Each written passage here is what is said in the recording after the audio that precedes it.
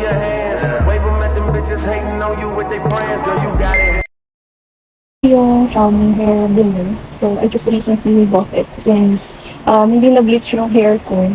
And I opted to have dry hair every time na lumalabas. Since yun nga, parang ang pangit yung kapag yung hair. And then, babasa yung damit ko. Normally, ang ginagamit ko yung strong windshield para mabilis since gusto ko yung mabilis ang dry. And then, if you want na malamig, so we have gold.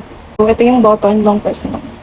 I actually posted a video regarding my feedback, so check it out.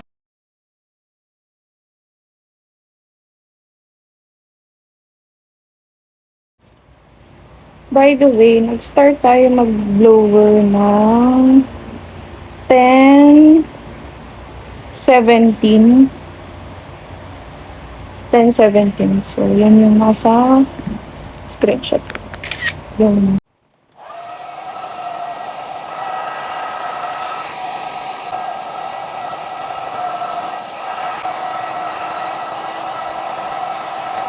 na po siya. Actually, ang kinagandahan sa pag-blower is nakaka-volumize din siya ng hair. Since, as I mentioned dun sa video ko, is manipis lang yung hair ko. Ayan.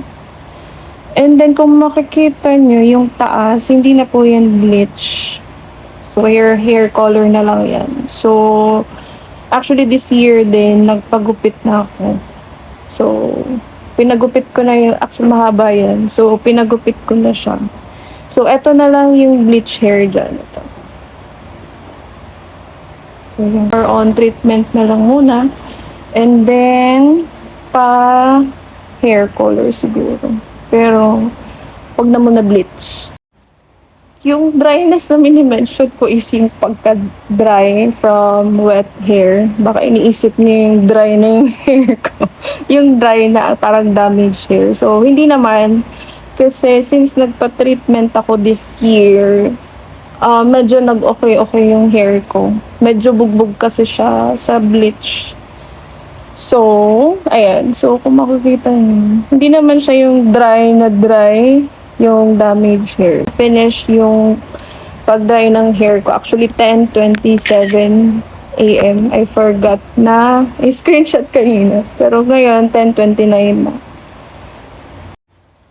So, yarn. Same feedback with regards to Xiaomi hair blower. So, it's still giving. Dry niya naman yung hair ko ng mabilisan lang. I'm actually getting ready to go na sa office. And it's giving still. So, yan. No need na gumising ng maaga. Kasi I have this blower to help me dye my hair. So, yun. Na-volumize niya din yung hair ko. Which is good. And then, gusto ko yung resulta niya. Thank you. Hi guys. Thank you for me. First, skincare muna tayo.